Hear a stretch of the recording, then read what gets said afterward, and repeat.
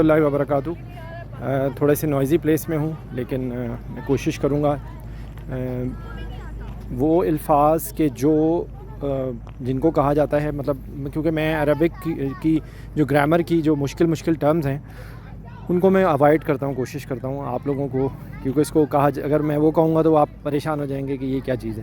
تو ان کو کہا جاتا ہے حروف جار، پریپوزیشنز. ٹھیک ہے، سو میں ان کو سمپل ورڈز میں کہوں گا پریپوزیشن، اور وہ الفاظ کے جو قرآن پاک میں بار بار آتے ہیں. ٹھیک ہے، یہ ان کے ساتھ جو ہیں وہ پروناؤنز ایڈ ہو جاتے ہیں. جب وہ پروناؤنز ایڈ ہوتے ہیں تو وہ جو ہے ان کے مطلب کے اندر وہ پروناؤنز کا مطلب بھی آ جاتا ہے. وہ میں نیکسٹ انشاءاللہ کسی وقت کروں گا، لیکن اس وقت جو ہے جیسے من، سب سے پہلے یہ ہے من کا مطلب ہوتا ہے سے. اعوذ باللہ من الشیطان الرجیم، میں پناہ مانگتا ہوں شیطان مدعوس. اللہ کی پناہ مانگتا ہوں، اللہ کی پناہ میں آتا ہوں شیطان مدعوس. ٹھیک ہے نا. تو اس کے بعد اگلا لفظ ہے فی کا مطلب ہوتا ہے میں.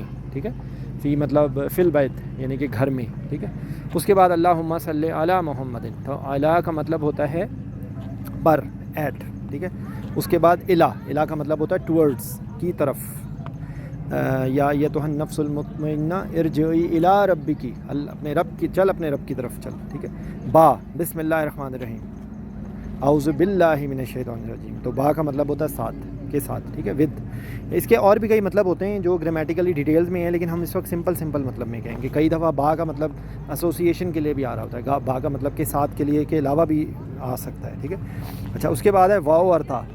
جو تا جو ہے وہ صرف اسپیسیفکلی اللہ کی قسم کھانے کے لیے، تاللہ. ٹھیک ہے، لیکن واو جو ہے وہ مختلف قسموں کے لیے ہے. واو میں والقمر والشمس والتین والزیتون، تو آپ کو واو بے تحاشا جگہ نظر آئے گا. ٹھیک ہے، واو کے مطلب اور کے معنی میں بھی آتا ہے، تو واو جو ہے وہ اور کے معنی میں بھی آتا ہے. اچھا، اس کے بعد جو ہے جو مختلف الفاظ اس میں انداز میں آتا ہے. اچھا، اس کے بعد ہے کاف جو ہے ویسے ضمائر میں بھی آتا ہے اور وہ پھر یور کے معنی میں آتا ہے. ٹھیک ہے، جیسے ہم کہتے ہیں یار، یور یا یو کے معنی میں ہے، مطلب آپ سمجھ لیجئے. جیسے جزاک اللہ ہم بولتے ہیں تو وہ کاف اینڈ پہ آ رہا ہوتا ہے. ٹھیک ہے، یہاں پر جب کاف شروع میں آتا ہے تو اس کی ایگزامپل میں سورہ قاریہ والی، تو یوم یکون الناس کالفراش المبثوث، تو لائک، کی طرح، یہ کاف جب آئے گا اور عام طور پہ شروع میں آئے گا. ٹھیک ہے. اچھا، ہی حتی مطلع الفجر سورہ قدر کے اندر آتا ہے، تو حتی ٹل، تک. ٹھیک ہے. اچھا، لام کے کافی سارے معنی ہیں. یہاں پہ میں کوشش کروں گا کہ میں لام کے مطلب کو کچھ ایکسپلین کر دوں. للہ، تو لام فور کے لیے. ٹھیک ہے، للہ ما فی السماوات و ما فی الارض. لام جو ہے وہ زور دینے کے لیے بھی ہوتا ہے. ان الانسان لفی خسر، بے شک انسان خسارے میں ہے. یہ بہت زور دینے کا. یہ قرآن جو عربی زبان کے اندر مختلف ثم لتسألن یومئذ عن النعیم، تو وہ لام جو ہے وہ زور دینے کے لیے بھی آتا ہے. پھر لام کے معنی میں بھی آتا ہے، لام تاکہ کے معنی میں بھی آتا ہے. ٹھیک ہے، تاکہ یہ کریں گے، تاکہ یہ. ٹھیک ہے. پھر لام جو ہے وہ جو حکم دینے کے لیے بھی آتا ہے، جیسے فلیعبدوا، وہاں پہ یہ فا کا مطلب پس ہوتا ہے، اور لام یہاں پر جو آ رہا ہے نا وہ حکم دینے کے لیے، وہ عبادت کے لیے حکم دینے کے لیے آ رہا ہے. تو اس وقت اس کو زور دے کے علاوہ یہ حکم دینے کے لیے، اس کو لام امر کے لیے کہتے ہیں. ٹھیک ہے، اور لام تو کے معنی میں بھی آتا ہے. آخری جو ہے اس کے اندر ان، تو یہ ان جو ہے، ان کا مطلب بھی سے ہوتا ہے، لیکن یہ ان جو ہے وہ یوزلی جو ہے احادیث کے ان ابی ہریرہ رضی اللہ تعالیٰ عنہ. ٹھیک ہے، یہ آپ کو اس طرح آئے گا. تو ان کا مطلب سے ہوتا ہے کہ ابی ہریرہ رضی اللہ تعالیٰ عنہ سے روایت ہے. ٹھیک ہے. تو یہ دیکھیں، آپ کو ایک بات بتاؤں، دیکھیں ہم زندگی کے اندر باقی جو کام ہوتے ہیں ان کے لیے ہم ٹائم نکالتے ہیں، لیکن جہاں پر وہ چیز کہ جو ہماری زندگی کا مینول ہے قرآن پاک، اس کو سمجھنے کے لیے کیا ہم تھوڑا سا ٹائم بھی نہیں نکال سکتے؟ تو میری گزارش ہے آپ لوگ میرے ساتھ جڑے رہیں. میں کوئی یہ ویڈیوز ریکارڈنگز میں اس لیے نہیں کرتا ہوں کہ مجھے کوئی اس سے کوئی فائدہ ہونا ہے. میں یہ اللہ کے لیے کر رہا ہوں اور آپ لوگوں کے لیے کر رہا ہوں. اور میں آپ کو بتاؤں کہ یہ مجھے ایک تڑپ محسوس ہو رہی ہے کہ ہم لوگ، میں 44 سال عمر ہو گئی، یہ 40 سال کی عمر تک مجھے نہیں پتا تھا کہ قرآن پاک کو سمجھنے کا یہ طریقہ ہے.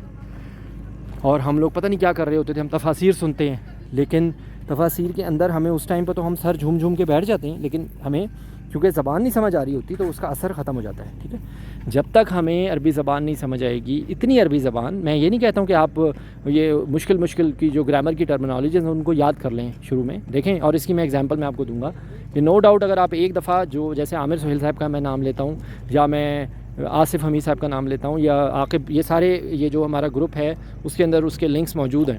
وہ مقصد یہ ہے صرف کہ جیسے پہلے زندگی میں شروع میں ہم لوگوں کو عربی گرامر پڑھتے ہیں, سوری انگلش ہم گرامر پڑھتے ہیں, اردو کی ہم گرامر پڑھتے ہیں, اس کے بعد کیا اس وقت بیٹھ کے کوئی پڑھتا ہے ایڈورب کہ یہ دیکھو یہ ایڈورب ہے, یہ دیکھو یہ ایڈجیکٹو ہے, یہ دیکھو یہ ناؤن ہے, یہ دیکھو یہ پاسٹ ٹینس ہے. تو ہم تو جب بول رہے ہوتے ہیں تو ہمیں جب سمجھ آ جاتا ہے تو وہ گڈر گنڈیریاں کوئی نہیں کہتا, گڈ بیٹر بیسٹ ہی کہتے ہیں. تو وہ ہمیں یہ چیزیں ہمارے بیک گراؤنڈ میں چلی جاتی ہیں. ٹھیک ہے, تو یہی تھیوری ہے عربی سمجھنے کے لیے. تو میں کوشش کروں گا کہ جو قرآن پاک کے اندر عربی گرامر کی جتنی ضروری چیزیں ہیں اور وہ ان کو بھی عربی کے الفاظ یوز کیے بغیر میری کوشش ہوگی کہ میں آپ لوگوں کو سمجھا دوں. لیکن اس کے لیے آپ لوگوں کا انپٹ بہت ضروری ہے. اگر آپ لوگ جو بھی یہ سنیں, اگر کسی کو کوئی بات سمجھ نہ آئے تو پلیز میرے سے رابطہ کریں. کوئی چیز آپ کو نہ سمجھ آئے لیکن پلیز کوشش ضرور کریں, کیونکہ پھر میں ریپیٹ کر رہا ہوں, ہمیں نہیں پتہ ہمارا کس وقت اللہ کے پاس نمبر آ جائے. تو کیا ہم مطلب آپ عقل سمجھ آتی ہے کہ ایک اللہ نے ہمیں اس دنیا میں بھیجا ہے, اور جو اس کے لیے مینول ہے اس کو سمجھنے کے لیے جس چیز کی ضرورت ہے اس کے لیے ہمارے پاس ٹائم ہی نہیں ہے.